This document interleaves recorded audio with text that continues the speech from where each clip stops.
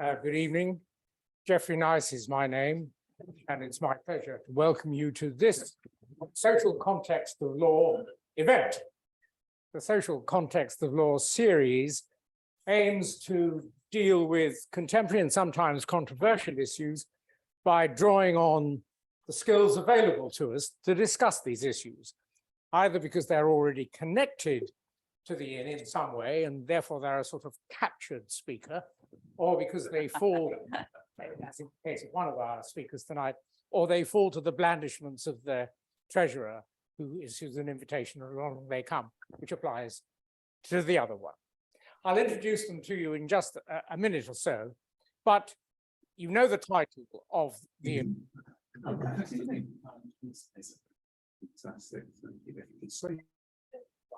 It's all right, I don't mind another speaker. I have 3 speakers today, never mind. So it's all about refugees, and I dare say for many of us, for much of our lives, refugee, when it turned up in conversation or in a newspaper or on the television, was a subject that had to do with other people in faraway places, but no longer. In our country and in many other countries of our general kind, refugees are a constant, recurring issue. And indeed, in our country, we know that because of the interaction of refugees and unlawful immigrants who cross the channel, it's actually going to be a hot topic on at least one of the manifestos of the 2 at present major parties in our country. And the issues are by no means simple, are they? Is one refugee the same as any other kind of refugee, or are they all of different categories? Is a refugee from an African war different from a refugee from somewhere else? And what about Ukraine? Why are they refugees at all? Is it because they deserve some special kind of sympathy because they're suffering more than anyone else? Hardly. They're actually receiving the approach that they get from us because the Ukrainians are fighting a war for us. All horribly complicated issues that our speakers tonight will help us clarify. The format is that they'll each speak probably twice, sort of one, the other, the first, and the last. Possibly with a question or so from me, and then it's over to you. And what we would like you to do, please, when you formulate your questions, and there will be other questions coming in online, I hope, is to make them really short. No need to thank the speaker. We'll do that at the end. Genuinely. No need to say who you are unless it's absolutely critical to the purpose of your question. Just the question. This accelerates and makes better the process of this type of event. So our 2 speakers. First, Dr. Gillian Triggs, Australian academic, to put it shortly, but to show why she's here and why you're lucky, privileged, honored to hear from her as from our other speaker. She is an Assistant Secretary General of the United Nations and the Assistant or an Assistant High Commissioner for Refugees. Spot on. Alexander Downer, an Australian. There's no need to do that. Britain's most popular country. Yes. Alexander Downer, a politician and diplomat. He's been for a long period of time the Minister of Foreign Affairs of his country, and sometime leader of its Liberal Party, has served as the Australian High Commissioner to the United Kingdom, and is now has a senior position at King's College of an executive administrative nature. But of particular interest to us, at the request of the government, he prepared a report on the border force, which he made some unhappy comments perhaps about the border force itself being suboptimal. But in that report, he also dealt with the issue that is known to us by a single name, although the name of the particular territory is not referred to in that report, and that is Rwanda, the Rwanda issue. So here are your speakers, and I'm going to ask Dr. Triggs to speak first. Well, thank you very much, Sir Geoffrey. Mr. Dana, can I recognize you? It's wonderful to be here in London with you. And I might remind you that you launched my textbook on international law some years ago. So I've always been particularly fond of your embracing the principles of international law.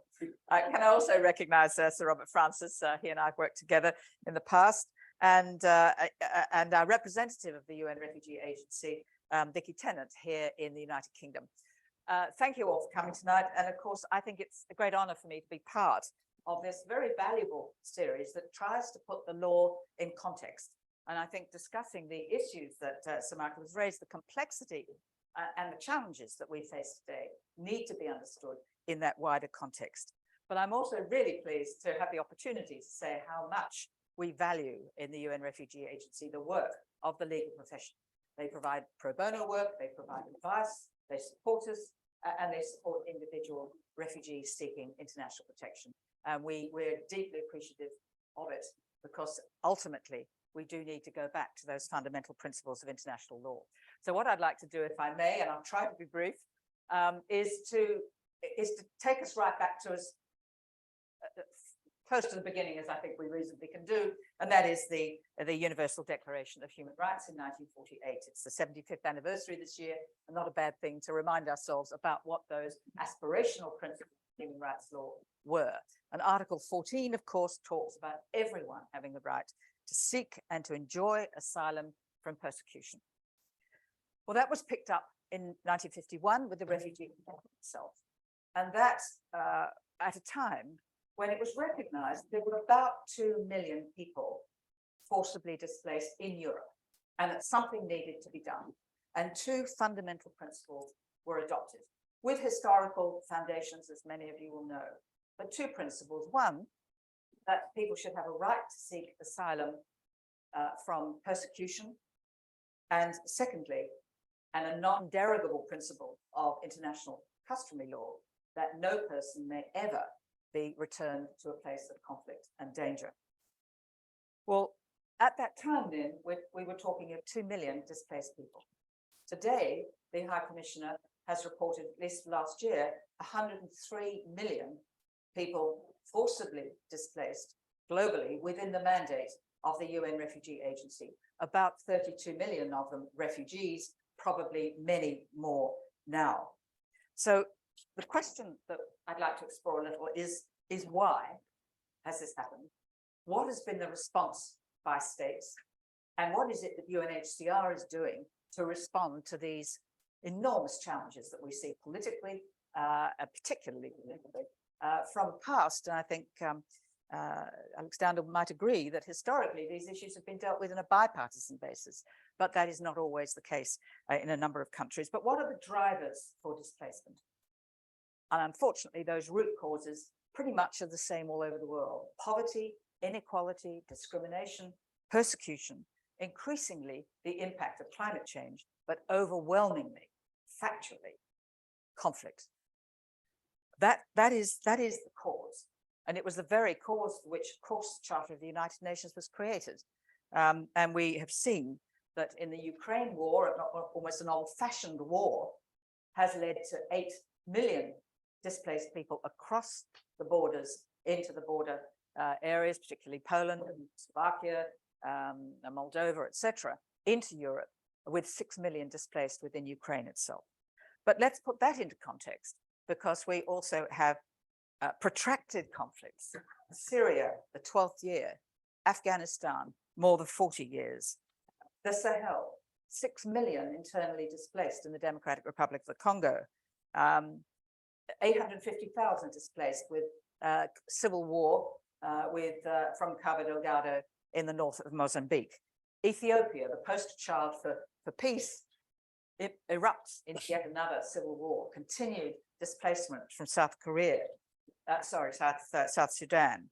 And of course, 850,000 people have fled Myanmar, Rohingya, finding protection in Bangladesh, and most recently, perhaps one can say, Haiti, again, erupting in civil war, leading to further onward movements up through the North Central America and into the United States and Canada.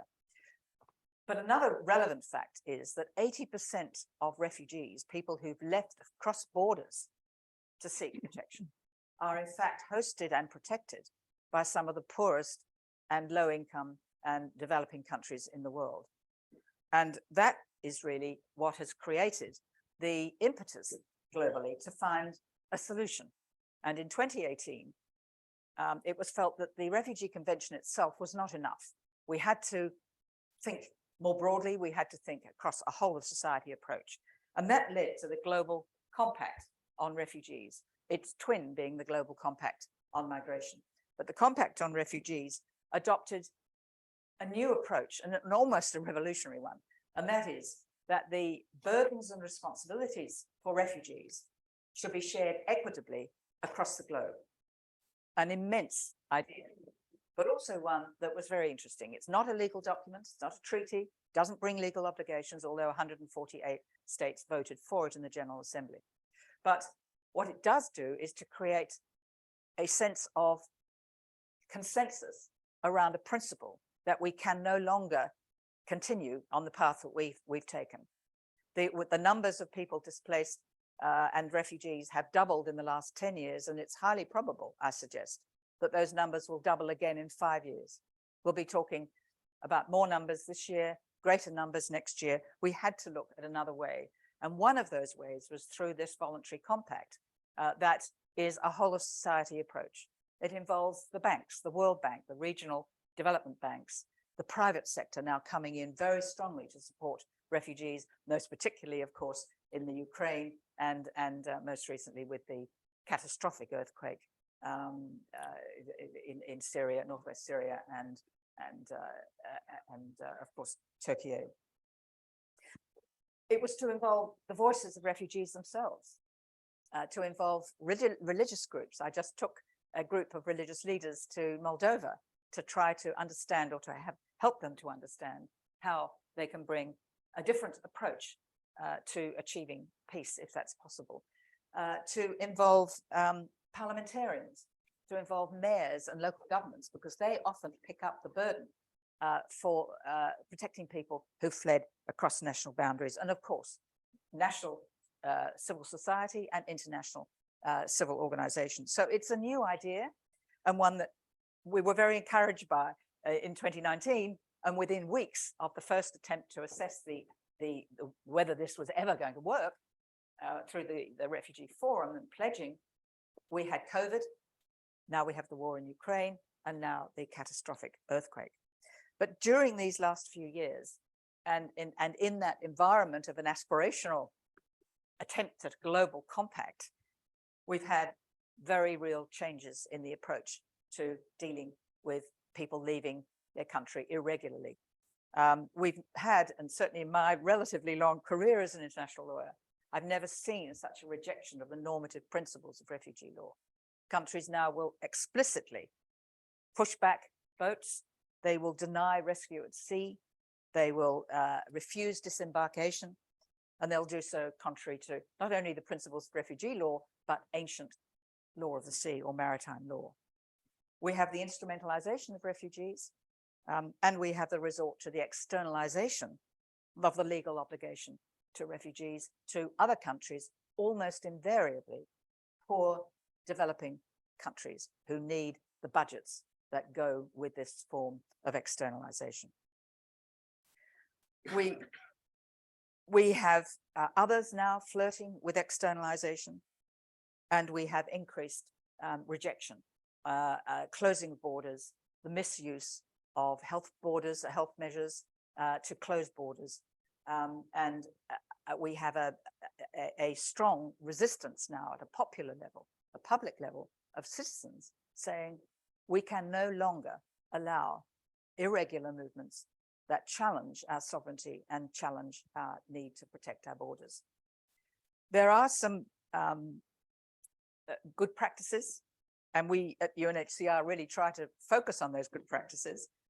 One, of course, is the immediate response by the EU with the triggering for the first time, I believe, the Temporary Protection Directive, which has given a right to protection through the directive to 5 million people who've applied for that direction. But it's short term. We don't know how long that's going to go. But we've also seen very positive practices of countries keeping their borders open, allowing numbers to come through. Turkey, of course, hosts 3.7 Syrian refugees. We see countries like Uganda opening their borders and allowing refugees to achieve protection. We've also seen the use of the digital technologies to allow people to make applications for asylum in ways that allow interviews virtually, for documents to be submitted digitally.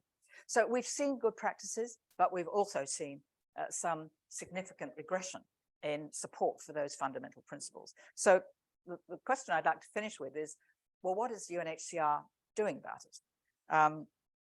We are really trying to use the idea of principled pragmatism. We cannot ignore the concerns that countries have about protecting their borders and about the sheer numbers, about the concerns of citizens. We have to understand that, and we have to find a way of responding. We know that asylum systems, some countries say the asylum systems are broken.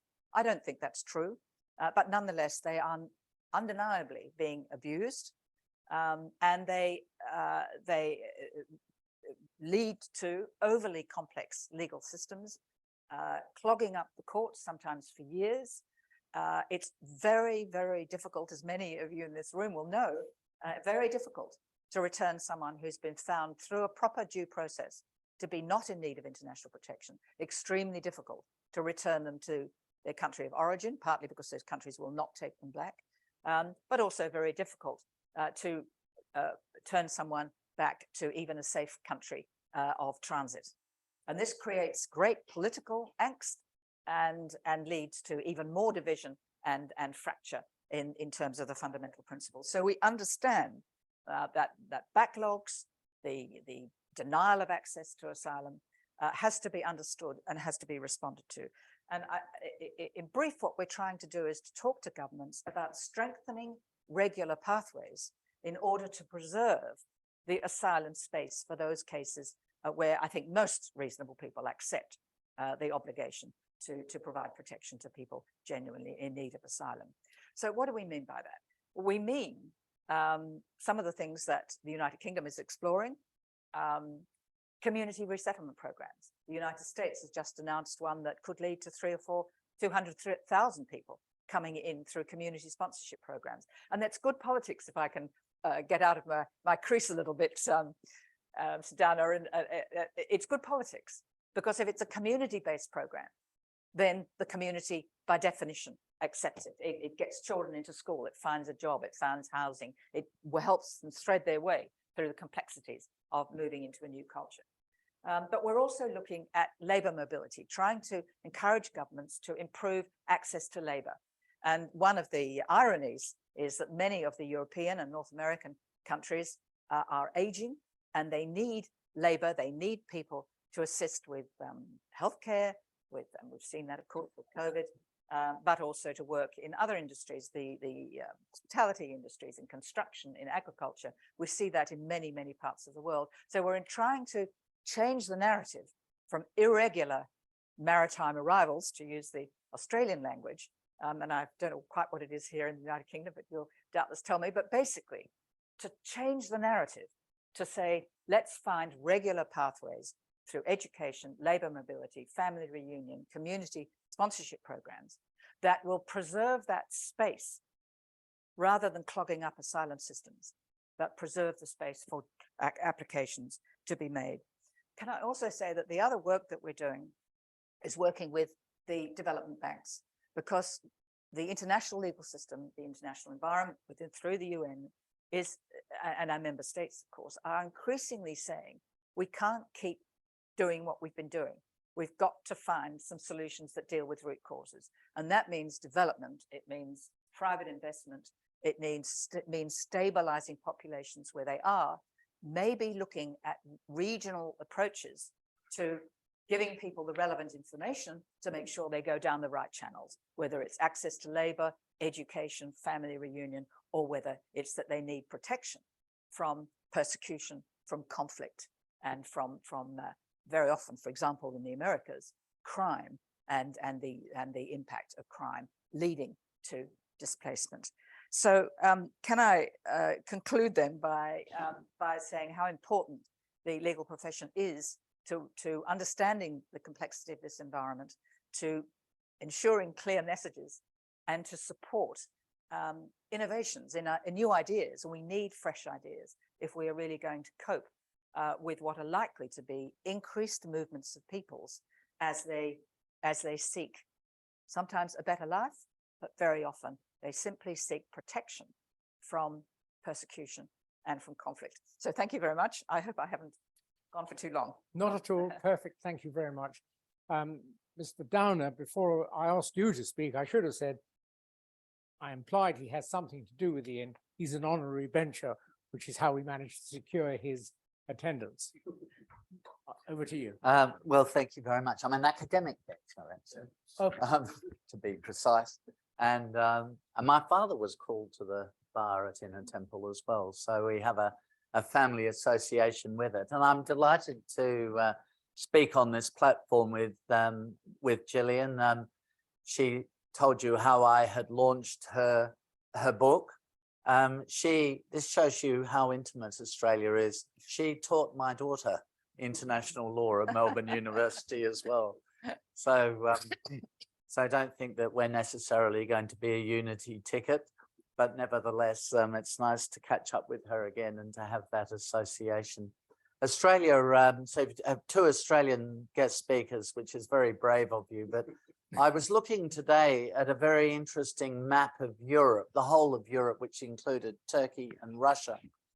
And this map illustrated, without me explaining to you how it does, which country in the world is the second favorite of all of the people of Europe? Where would they like to move to if they had to leave their own country? And what is interesting is how many people in Eastern Europe and in Russia would move to Germany.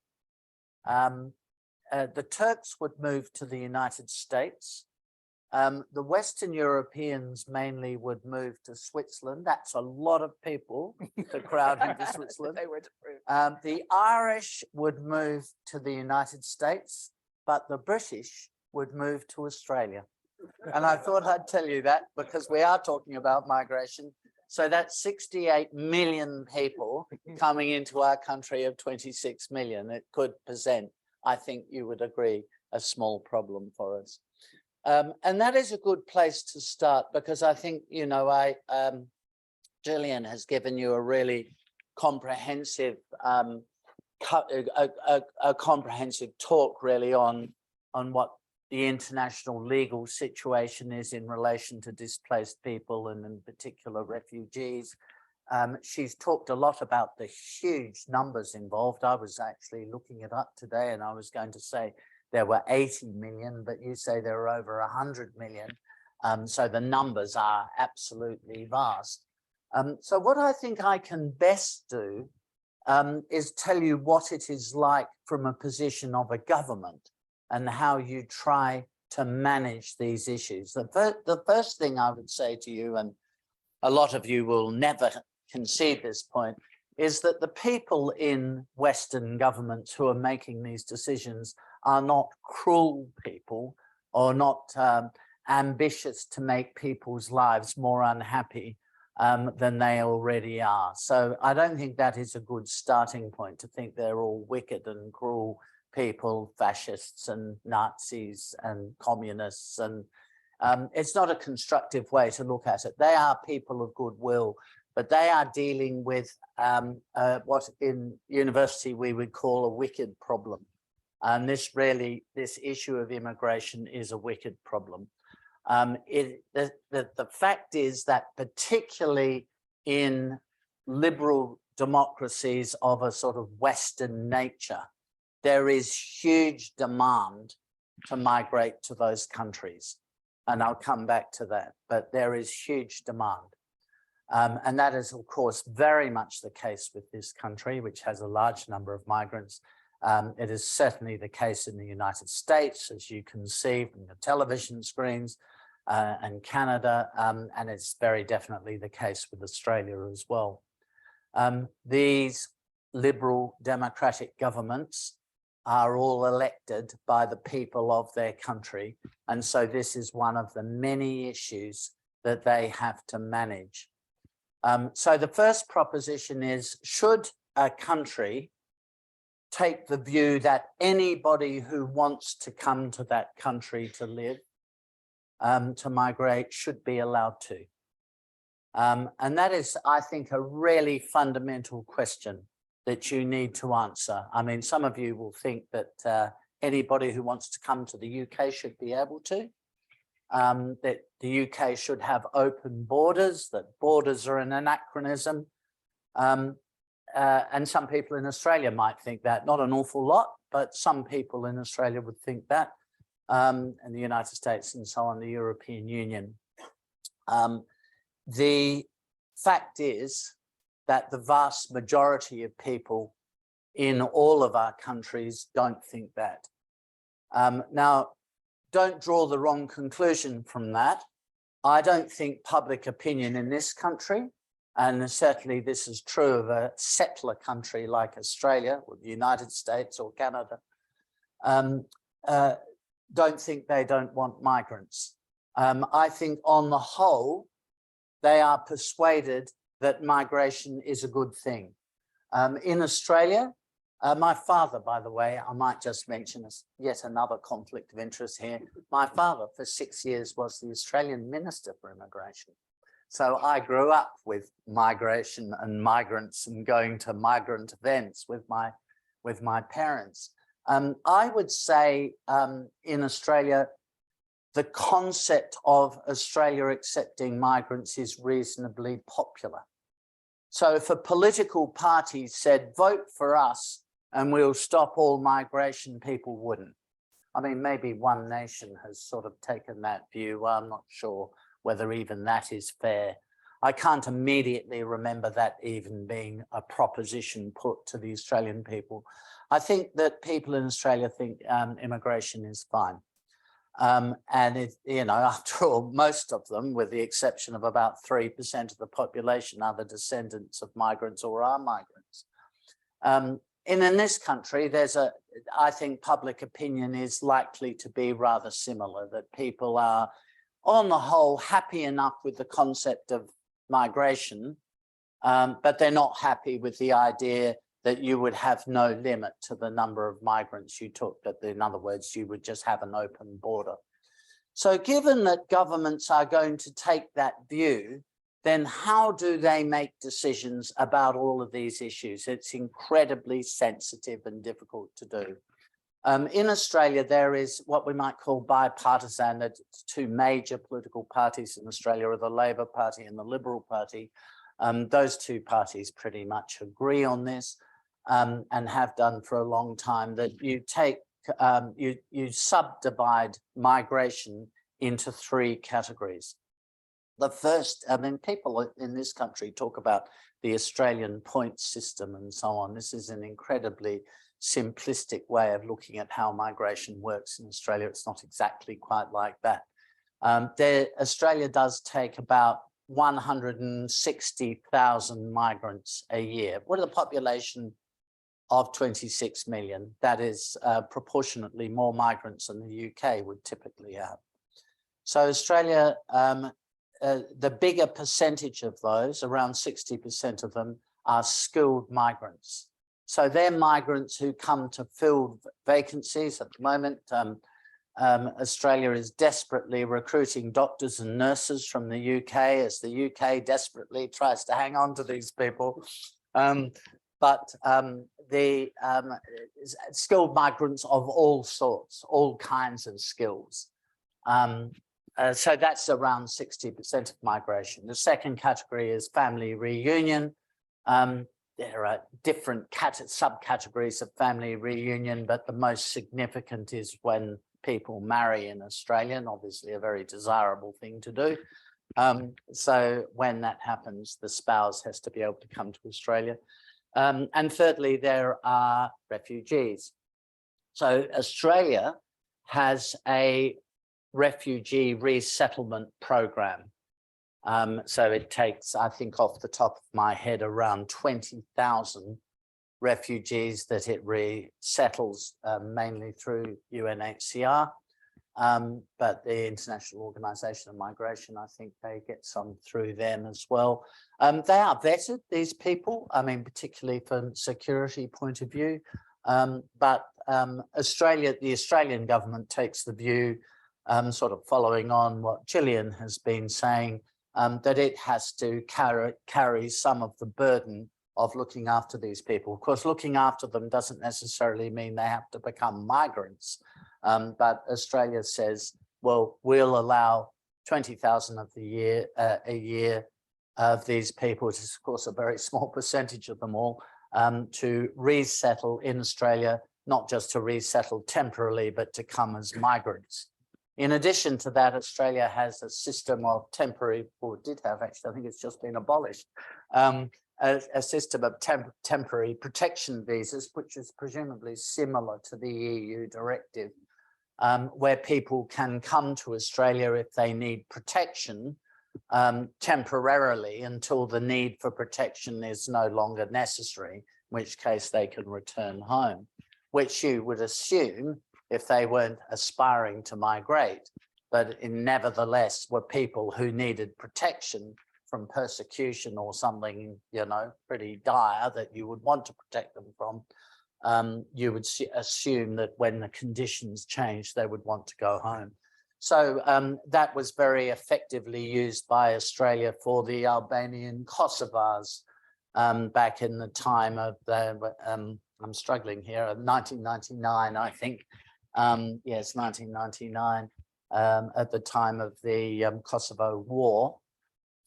So I don't remember how many Australia took, 15,000 or so Albanian Kosovars. They came to Australia on temporary protection visas.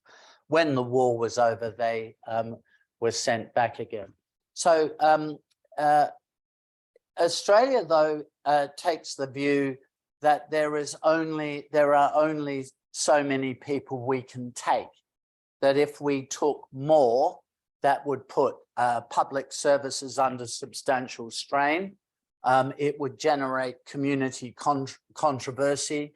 And if the immigration program broke down and became uncontrolled and incomprehensible to the public, then public support for immigration would decline, and we would lose the support that we've had for a very long time for immigration. And that is an incredibly important point to consider. The politics of immigration, including the politics of looking after refugees. In the United Kingdom, I think I might be doing an injustice here, but in the case of the United Kingdom, it doesn't have a refugee resettlement program per se, and doesn't have a particular quota, nor does the United Kingdom have any ceiling on the number of migrants that are brought in. It has criteria, but it doesn't cap the criteria. So in the case of Australia, we take, let's just say for the sake of argument, 160,000 migrants. When then migrant applicant number 160,001 comes along, and that person is told that their application will be considered next year, not this year. In the case of the UK, there is no cap. This sort of brings me back to what we can do to help displaced people over and above giving some of them temporary protection visas, over and above allowing some of them to migrate to our countries. What else can we do? And a very big percentage of them, so Gillian said 80%, I think that's the figure I had, about 80% of displaced, externally displaced, internally displaced people are by definition still at home. Externally displaced people are in a surrounding country. And actually there are very few countries which host most of these people. As Gillian said, they are largely poor countries. That isn't because people are flocking to poor countries. That's because they happen to be the neighboring countries of the places where these conflicts are taking place. Well, Turkey, I'm not sure whether we would describe Turkey as a poor country. It's a middle income country, right? But some of them are poor countries, Uganda and so on, are relatively poor countries. So the challenge, of course, is to look after as best we possibly can those people without destroying our own immigration programs at home.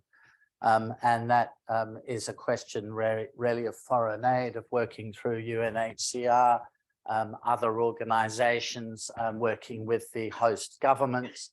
And that's what the European Union has been doing with Turkey. I mean, there's some huge amount of money that the European Union has paid to 2 billion? 9 billion. 9 billion. I was going to say 2 billion euros. It's 9 billion, a huge amount of money has been contributed to, but they'll need to spend a lot more there now. But a huge amount of money. So I just wanted to, if you like, get you to think about how you would manage an immigration program, what you do if large numbers of people turn up, if you like, uninvited, as happened in Germany. Well, no, they were invited, I guess, by Angela Merkel. But a large number of people just turn up. What happens? And a sort of what happened in the case of Germany back then in 2016 was huge public resistance to seemingly uncontrolled migration into Germany, huge public resistance. And in a liberal democracy, say what you like, but in a liberal democracy, you have to take into consideration public opinion and how you manage public opinion. Of course, she had to reverse her policy, Angela Merkel, because of the public reaction. And in particular, the huge flood of votes that went to the more extremist political parties, in particular Alternative for Deutschland, which, you know, became something of a concern for not just Germany, but more broadly for the European Union and the family of European countries. That, I think, is a lesson as to how carefully these issues have to be managed. I think that covers pretty much what I want to say by introductory remarks. This is an incredibly difficult issue and generates a lot of emotion. And all of us would like to be kind, but you don't want to pursue a policy which ultimately is doomed to collapse. And if I could end on one note about the UK and immigration, I think it's very hard to understand the British government's immigration policy. I mean, I don't want to make a party, what would it be interpreted as a party political point here at the expense of the government, but they have been in power for over 12 years. And not once in those 12 years have I ever thought they had much of they had a very coherent approach to immigration. Yes, there's the small boats issue. They want to stop the small boats. That's entirely understandable. They're coming from France. They're not coming from Afghanistan or anywhere or Syria. They're coming, these boats are being launched in France. Now, obviously, there's a racket going on with people smugglers. And you can see that from the large number of Albanians who have come. But the British government has found it very hard to deal with that issue, and at the same time has found it very hard to come up with a coherent strategy for people being able as refugees to resettle in the UK, applying as they do in the case of Australia or from outside of the country. So I think that covers what I want to say by way of introductory remarks. Well, thank you very much, Mr. Downer. And what I'm going to do is ask Dr. Triggs and then Mr. Downer to have another discussion or exchange, and then it'll be over to you. But out of those first two presentations, I think the following thoughts have come to me, and I'd perhaps invite you to consider them as you kick off in part 3.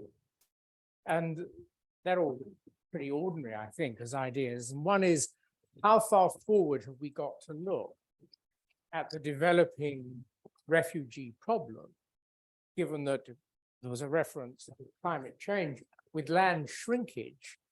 The problem, if that's what you're referring to in any way, or with reduced places that lose their land mass, is that, do we have to look that far ahead?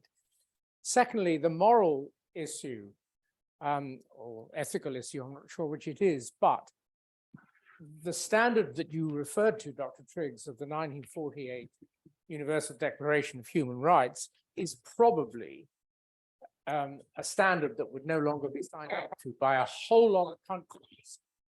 And when we hear about the anxiety that Mr. Downer, if I may suggest, so reasonably explains, is worrying, probably the word frightening might not be inappropriate to the public, to the voters.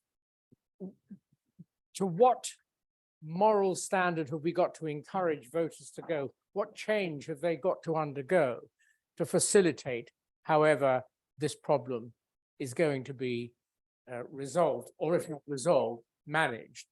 And then lastly, thank you for mentioning the small boats problem, Mr. Downer, because one of the things I suspect we've all been listening to in this country about the small boats problem is the binary response of moral outrage, not least from church leaders, and the open doors policy of what I suspect might be described as those of a liberal democratic inclination. So those are very general thoughts, and I wonder, Dr. Triggs, if you could respond to some of them in picking up on what Mr. Downer said and moving the debate forward. Well, I'll answer very quickly because I really do want to hear the questions that others have. The phrase climate refugee is being used a lot, and for good reason, for policy, on policy grounds. We have the Human Rights Committee in the Kiribati case of rising sea levels. People can't use their land anymore, and they're seeking asylum in other places. It is likely that as time goes by, more and more jurisdictions will recognize that that climate is having an impact that threatens their lives, and they're calling on the sources of law, particularly the International Covenant on Civil and Political Rights, the rights to life, the right to a healthy environment, and so on. So we'll see more of that. So that's the future. We also, of course, are seeing the immediate effects of drought. I think we're moving into the fifth or sixth year of drought in Somalia. We're seeing drought as a multiplier effect on the Sahel, on Burkina Faso, Mali, Niger, where loss of grazing land has led to groups moving into agricultural areas or moving towards rivers where there is water resources. Conflict results, and then you get movements of more people into Niger, into other Mauritania and other parts of the African continent. So I think we will see numbers increasing of movement, and how the law deals with that remains to be seen. Technically, at the moment, the Refugee Convention does not cover somebody moving for those reasons, but when you visit North Central America, for example, and you see houses sliding off the side of mountains with unprecedented cyclones and hurricanes, you start to see that people are moving. They're moving for all sorts of different reasons. How the law deals with that and how the international community is going to respond and how countries within the region are going to deal with it remains to be seen, but there's a lot of sympathy for that. And Mr. Downer has explained the importance of community responses. Small boats, I think what is so graphic for most of us is to see boats crashing up against rocks, to see dinghies collapsing, people drowning in the Bay of Bombay, the Andaman Sea, people, of course, drowning in the Mediterranean, and of course in the English Channel, and then of course up through the west coast of Africa. unknown numbers of people dying in many, many sea voyages that are extremely dangerous. Nobody wants to see that. You lose political support.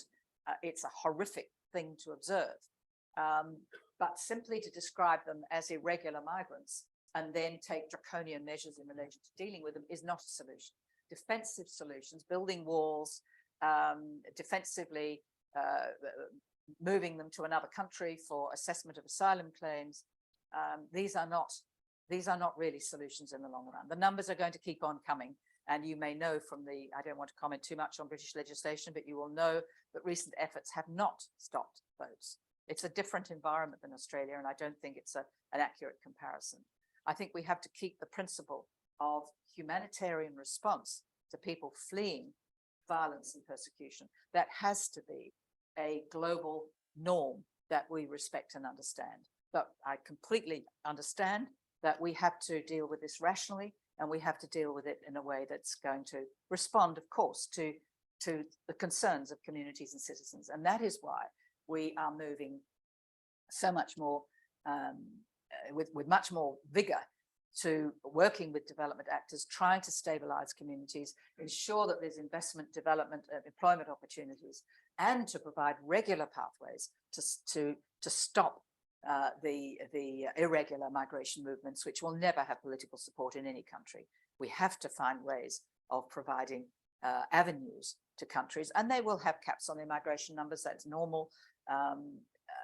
There aren't many full open door policies. But one, I'll finish by saying, a year or so before the Ukraine war started, I had a rather chilly meeting with 27 ministers for home affairs in Luxembourg, part of the EU.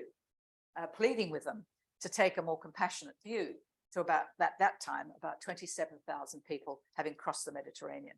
And I was told pretty much unanimously, Europe's full up. They can't take any more people. They're from Africa, from North Africa, or from the Western Balkans. They are a different cultural and racial group, and it simply doesn't work to have them come into Europe. A year later, 8 million have moved across from the Ukraine war, and they have been given, people have opened their homes, and in the United Kingdom, I don't remember the exact numbers, but on the day that the British government announced a plan to open up houses for people coming from Ukraine, an extraordinary number of British families put their hands up and said, we welcome these people into our homes. There's a different understanding that war has created this catastrophe, and Europe has demonstrated that it's capable of responding in the most positive way. It can be done with political will. And that brings me to my last point, and that is how critically important political leadership is. If you are prepared to argue for a welcome and a rational system of registration through temporary protection directives, similar mechanisms, it is possible to respond to these humanitarian disasters. It can be done. And I think that's where we need political leadership to see that positive approach and not to resort to these basically ineffective, negative defensive policies. Thank you. Well, on climate refugees, I think we should go back to what I said pretty much at the beginning of my remarks, and that is you can work on the assumption that political leaders, sort of broadly defined in Western countries, are reasonably compassionate. They may not be perfectly compassionate, but they're reasonably compassionate. They won't want to see people suffering, but everything that I've said about immigration policies applies, whether people are being displaced because of war, or they're displaced because of changing environmental circumstances. In any case, whenever people raise with me the issue of climate change, I always say to them, well, there's the media version, and then there's the IPCC reports. And I always encourage people to go and look at the IPCC reports, because that is the best scientific analysis that you will find of the consequences of these issues. There are all sorts of consequences that will come about as a result of climate change. Not all of them are negative, and many of them are negative. Not all of them are going to lead to countries being like this one, actually, by the way, which is an island, being swamped by the oceans in, the next 100 years. That's not what the IPCC report says. So I encourage people to read it, even though it's 3,000 pages long. One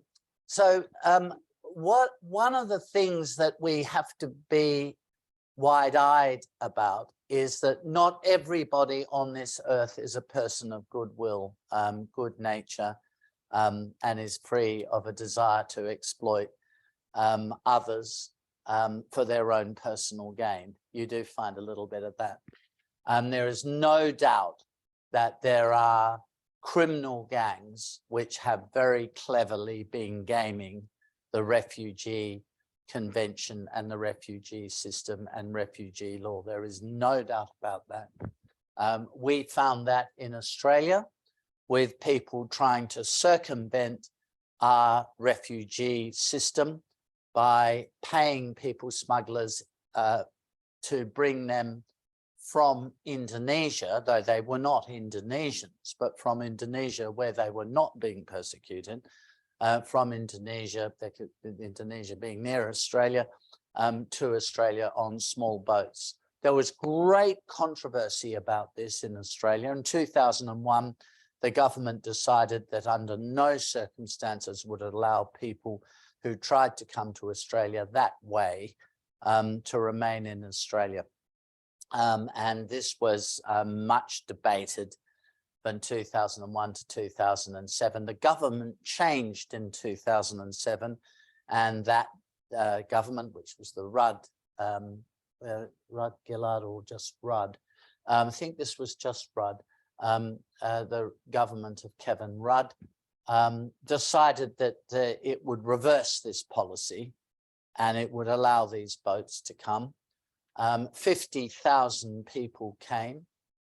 And then finally, and Gillian referred to this, finally, one of those boats which came to Christmas Island, an island between us, an Australian island, but an island between Australia and Indonesia, it was torn apart in a storm, and many people, I don't remember how many actually, but many people died. And this was very visible on television. And the public just said, enough is enough. You must stop this dangerous trafficking of people into Australia through this method. And so that then the Labor government reintroduced the Liberal government's measures, and they have remained ever since. We've just had an election in Australia last year. The government again changed, but the policy has not changed except in relation to temporary protection visas. Sure why that has changed, but anyway, it has. What is happening with the small boats issue is these people on these small boats, they're coming from France. So they're not being persecuted in France. They've found their way to France. I think it's a fair argument to say that if there was a pathway for somebody who through family reunion may have a legitimate claim to be in the UK, and they haven't found that pathway and they paid a people smuggler to try and go on a boat, that you would reasonably think that in those circumstances that person should be able to come here. But you'd have to keep that under some control, and there has to be some process for those people making a genuine application. But if people choose not to make an application, not to endeavour, and by the way, I'm not sure there are clear enough pathways for people to make those applications from to the UK. I think that is potentially a weakness of the current system. But having said that, if people are going to pay people smugglers to get them not from Syria to the UK, but from France to the UK, and I've been to see the boats myself on these incredibly flimsy, but they're barely boats, they're really just rafts, sort of rubber boats that children would use at the beach, really. They're not much more than that. crowding full of people. It's incredibly dangerous. Goodness knows how many people have died in an endeavour to get to the UK that way. I think that should be stopped. I don't think people should come to that UK that way. I think it is far too dangerous. And they are only coming from France or potentially, possibly Belgium, but you know, they're not being persecuted wherever they're coming from.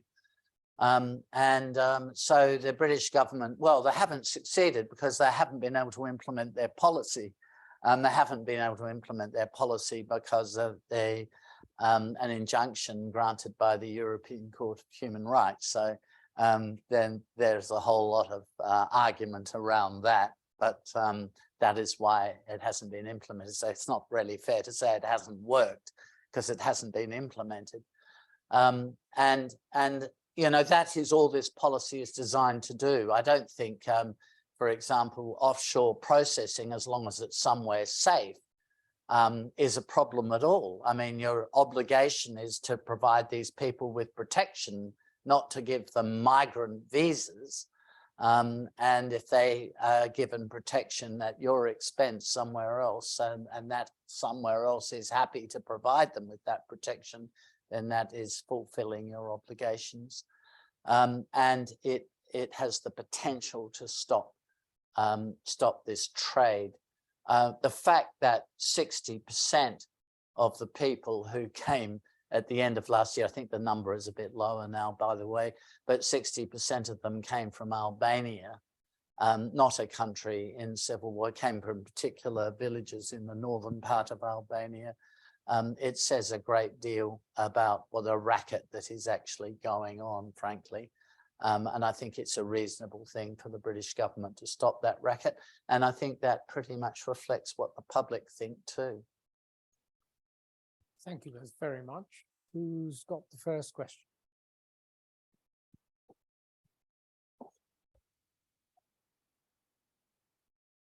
While one of you is, yes, sir.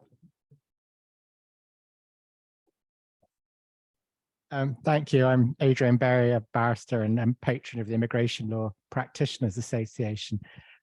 In the UK, generally, protection has been afforded for people claiming territorial asylum rather than resettling refugees. But what's presented at the moment as a political issue, statistically, is quite anomalous. The high point of asylum seekers coming to the UK was about 2002, when we had about 85,000 asylum seekers a year.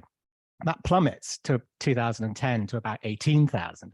And even now it's only 50,000. It's only 60% of the number of people we had way back in 2002 coming on an annual basis. What's changed is the method of arrival, and not because people are just crossing the channel on boats, but because they're no longer coming through the tunnel in lorries. And I wondered if there are, in terms of this idea of people seeking protection in the UK, if it's not the numbers which are causing the current issue, because the numbers are only 60% of what they were 20 years ago.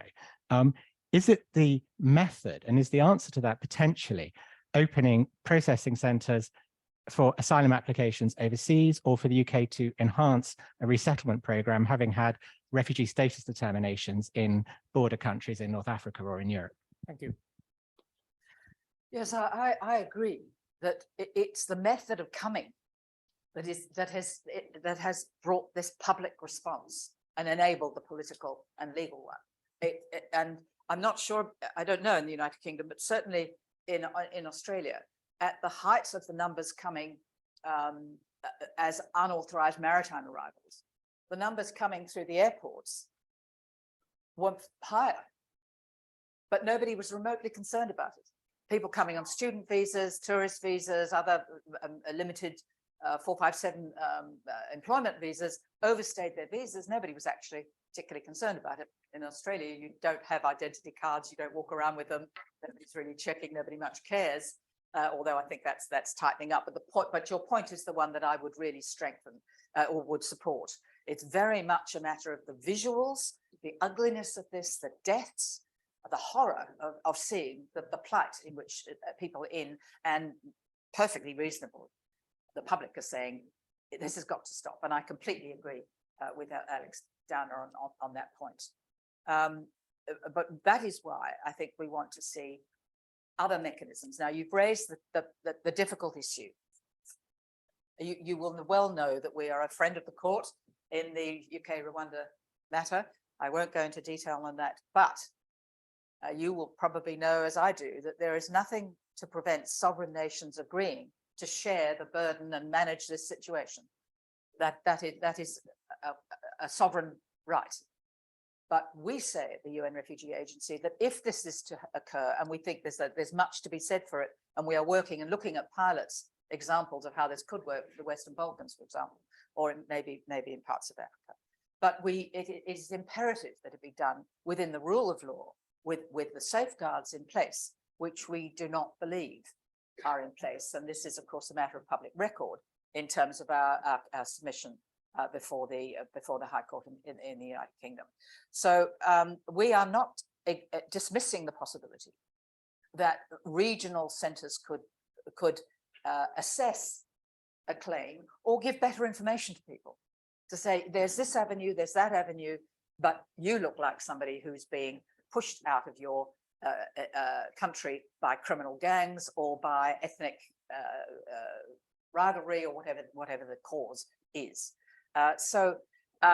We see it very real opportunities also, and I've seen this in Guatemala, in El Salvador, and Mexico, mobile units that are going to the movements of people, the roots of people, historical roots, I might add, through many parts of Africa, to give better advice to people so that they are able to make the right choices and not to fall into the, as Alexander Downer has very graphically explained, these are criminal people of the worst motives who are in fact often bordering on trafficking in people and slave labor. It's a horrible environment and nobody wants that. But what we're trying to suggest is that putting up the barriers, negative legislation, forcing people onto remote islands for years and years and years are not solutions. We need much more rational and effective solutions to stabilize populations, to work with governments, better governance, support them, and to ensure that this doesn't happen. Now, that's not, I'm not Pollyanna, this is not overly idealistic, it's possible, but you need political leadership to do it. And unfortunately, in some countries, maybe not many, but some countries, you have political leadership that plays on that visual environment and will use it to create utterly inhumane and indeed bordering on torture in some of these places where people are sent with no hope whatsoever, even though they are found by courts operating fair process. For example, Papua New Guinea, finding that 90% of them are in fact refugees. So there's a distortion of the argument and a distortion to describe people of this kind as migrants. So it's very complex, but we do see ways through it, but it takes political leadership and goodwill, good faith, and a willingness to operate globally in a cooperative fashion in order to solve it. And we must do that as an international community. I'm very interested in the figures you used from, what was the earlier year when the numbers? 2002. I mean, you only have to get the Eurostar to see on the Calais side of the Eurostar the huge investment there's been. I think I'm right in saying principally funded by the Home Office to build fences and other protective mechanisms, and the checks there are on lorries coming across and so on, to know that, as Border Force have told me, the gangs that used to encourage people to use the Channel Tunnel or lorries and so on, since those pathways have been cut off, they're now encouraging people to use small boats. That is actually a very important point that you make. One of the points, I mean, I don't have a lot to add to what Gillian has said here. I suppose the idea of this evening was we were meant to get into fierce debate with each other. Absolutely not. But she has had fierce debate with some people from my party in more recent years, but I haven't been involved in that. And that's on other issues, and I don't know enough about them to know. One point I would make is that if this could be clarified by governments and through the international system, it would help. there is a difference between a refugee seeking protection and a migrant who seeks to come and live permanently in another country. There is a clear difference between the two.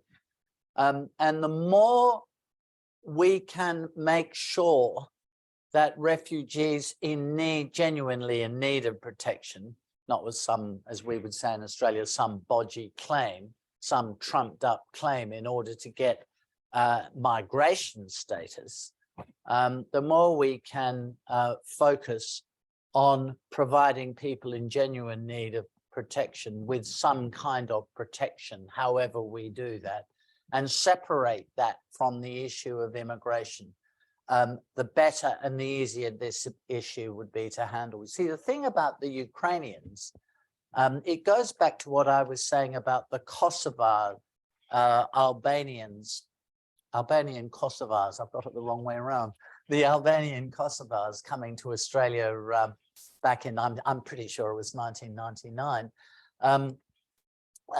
As with the Ukrainians, we're seen as providing these people with protection. I mean, half of Ukraine's population isn't going to migrate to the UK in order to get away from the Russians. I mean, on the contrary, they're determined to get rid of the Russians. And they want to go home.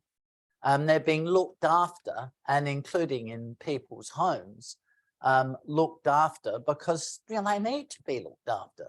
People can understand that. People can understand that very clearly. And that is a very different point from the point about, well, there are 68 million people here. Let's bring in another million next year as migrants and have them permanently settle in this country.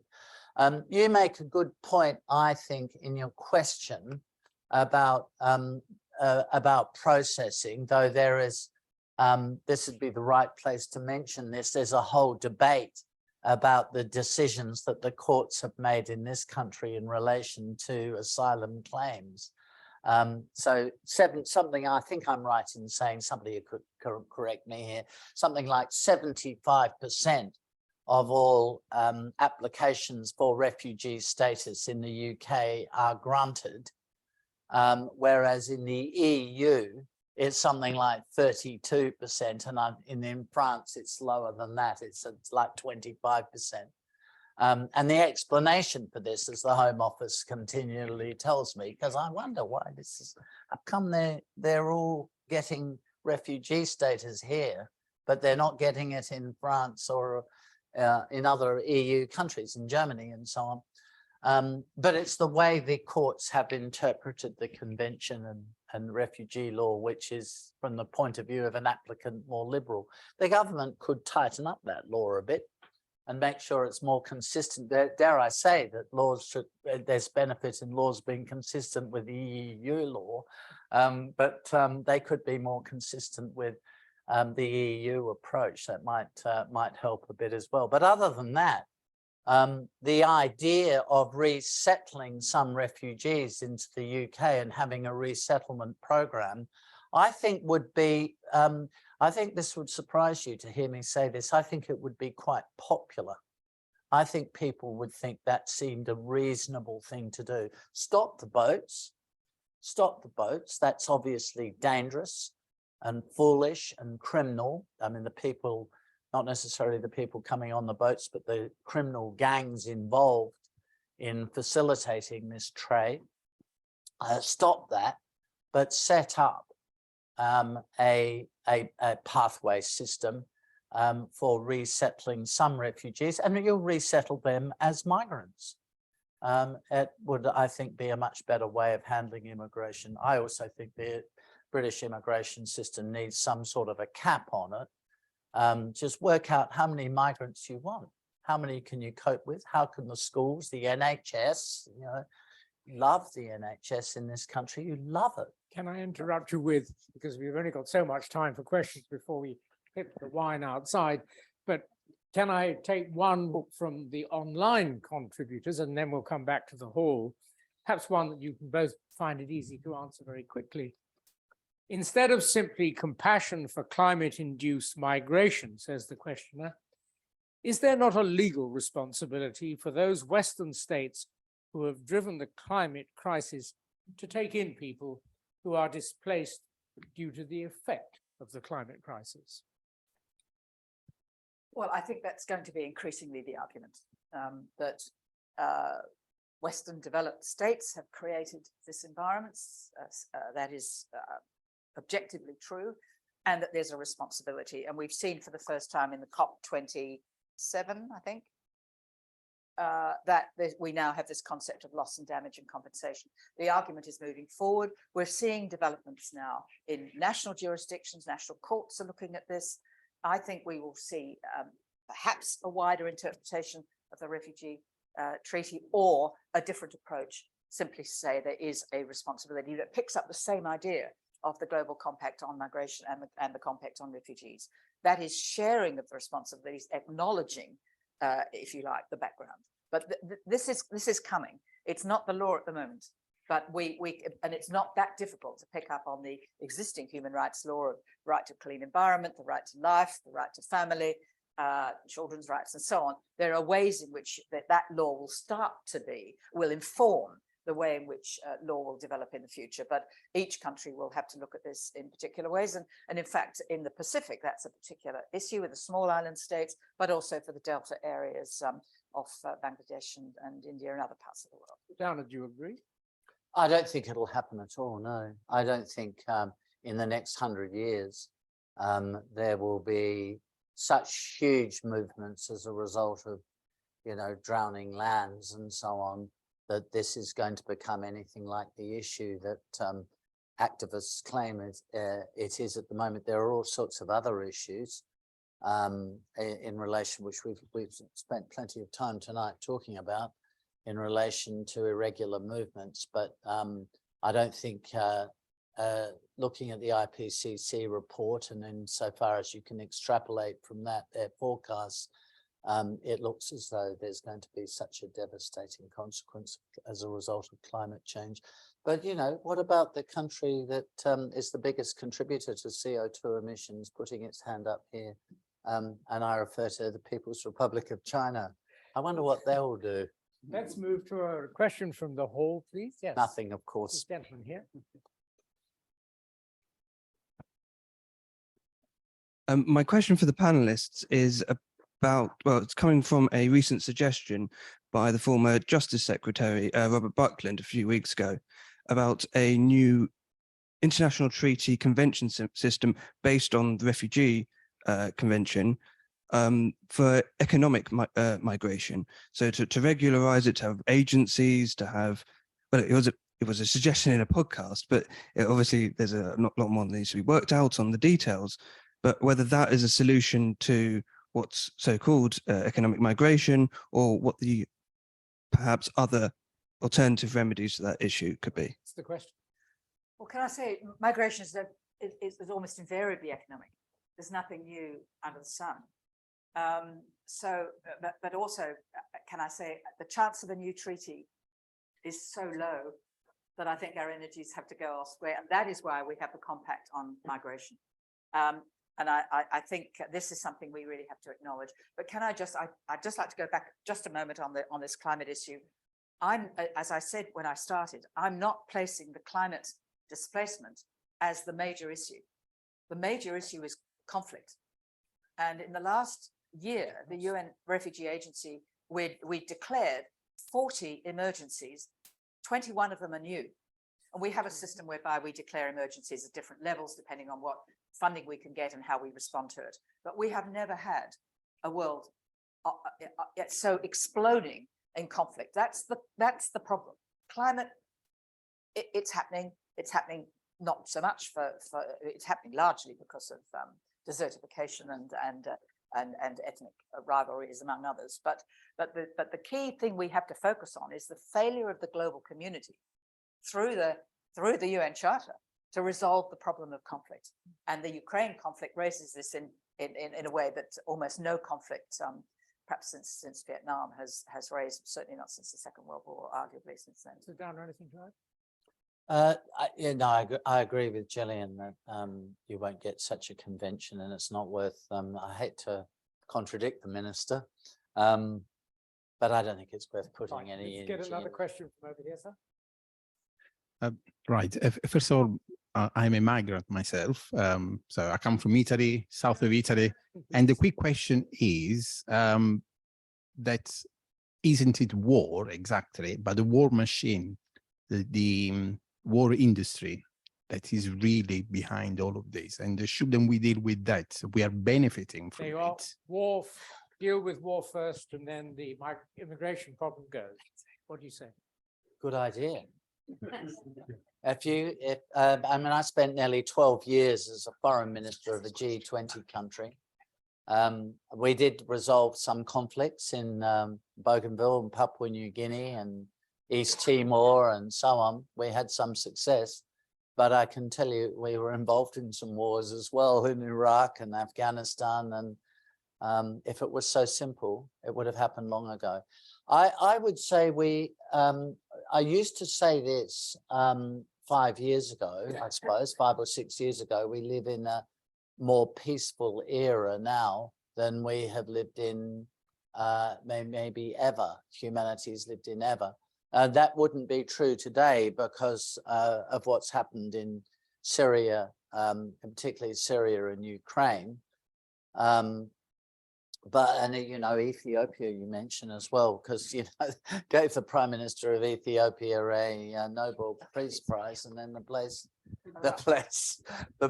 atomized. We're going through a bad patch now. Let's hope that will be resolved, particularly Ukraine. I'm sorry, that's a long way to run yet, the Ukraine war. Okay.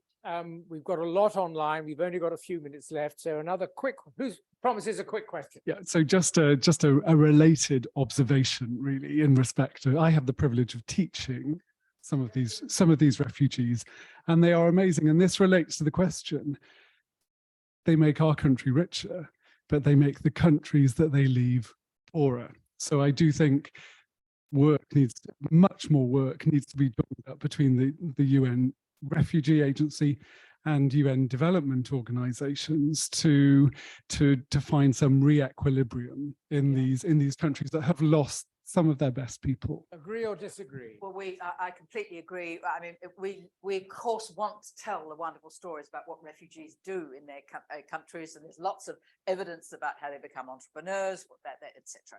You know that. The loss to the country they've left, that's clear.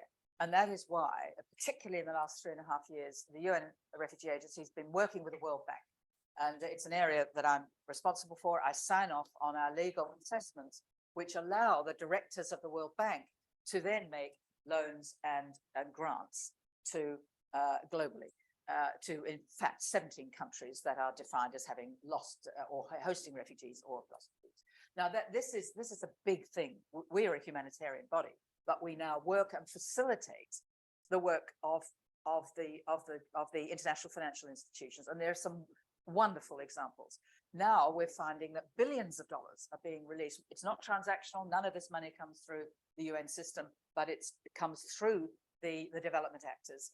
And can I say also that the private sector is also looking for investment opportunities, and they want stabilization. And that brings us back to lawyers, of course. Brings us back to the importance of good governance, to the rule of law, and to supporting the institutions of democracy. But that's where we're going, because I think my organisation believes that there is no solution by these draconian laws, this patchwork of responses. The real response lies in stabilizing those populations and giving people an opportunity so they don't have to make. And of course, we have to remember. But most people are not moving from their country. The number of refugees is quite small. The numbers that come to this country are tiny. You have to understand this in the broader context, and that is why we need investment to provide exactly the solution. So my experience in Australia, and I don't have experience here of refugees, but my experience of Australia is that, you know, refugees are people. They're not some sort of saintly group more worthy than anybody else. Some of them are bloody geniuses and some of them aren't. Some of them end up One of them, for example, in my own state of South Australia, ended up as the governor of South Australia, and some of them end up in jail. I mean, you know, they vary. They vary.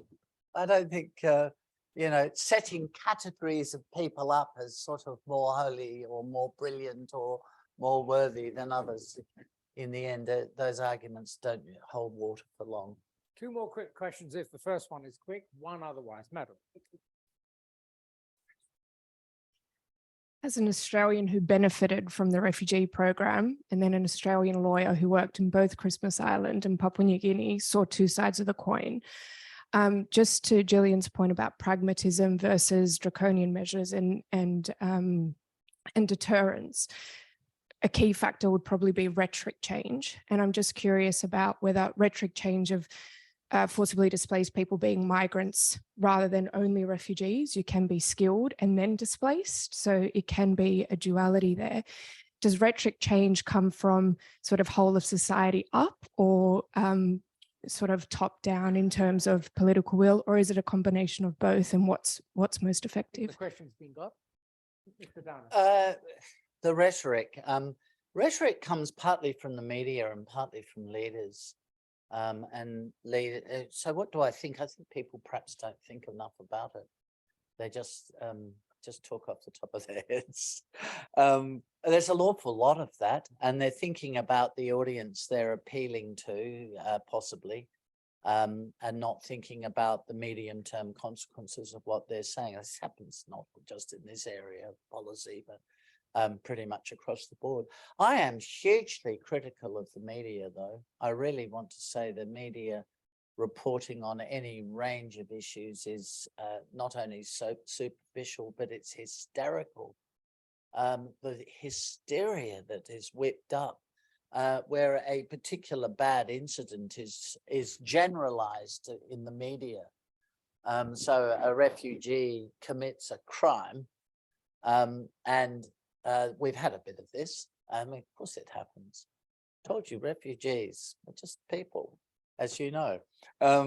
So some of them are brilliant people and some of them are criminals, and just as is true of the general community. But the media can really focus on the ones in Melbourne, where were they from? Somalia or Somali refugees. There's been maybe some of them got into a gang, and then all Somali refugees are condemned and damned. This is much more, I mean, some politicians may have been behind it, but this is driven a lot by the media. It's a hard problem to solve. Well, I can only say words matter. And to describe somebody seeking refugee status as a migrant is deeply misleading and deliberately so. I think we have to, but in my experience, particularly in the last few years, is political leadership is critically important. And that's true globally. Where you have a political leader who's prepared to stand up to fundamental principles, then you find you can calm the situation down and get back to sensible policies. But where you have politicians who, if they want to win votes in a marginal seat, they will play this up and they will use the media as a vehicle for doing it. And I think that's what's particularly tragic. So we don't have to paint all refugees as having a halo. Of course they don't. They're like all the rest of us. But at the same time, I think it's important to emphasize what richness they bring to our communities. And of course, to understand the environments that they come from. With considerable regret, I'm going to have to this part of the event to a close. Particular apologies to the many online questioners whose questions have not been reached. You can, of course, bear in mind that this whole course is open to people to come in person, members of public, students, benchers, and otherwise. So if you missed your question and think it was loaded in favor of the in-hall questioners, well, next time, come and attend in person. There are a couple of housekeeping matters. Isn't that the terrible word we use for things that happen at the beginning? So we'll use it and do it at the end. First of all, much gratitude for putting an event like this on to Henrietta here, who's standing, Kate Peters, who you saw outside, and all the staff. With these wonderful new facilities, events like this are really a pleasure to be a part of. The next thing is that the library has, the Inner Temple Library has provided a really very good reading list of material. I don't know if it's available online, but it's also, I think, outside in the form of flyers. The last point has to do with your desire to carry on talking to your speakers. In older times, knowledge in the form of the Bible was chained to a lectern so that the knowledge couldn't move. On this evening, outside, there will be some lecterns in the form of tables where you can put your wine, and our speakers will be tied to one or other table, and you can take your questions to them. I think they have provided us with an extraordinarily clear explanation of the problems we face. And if neither of them has provided a single answer, it's because it is a problem that we've all got to deal with now and in the time to come. But now you are allowed to thank your speakers.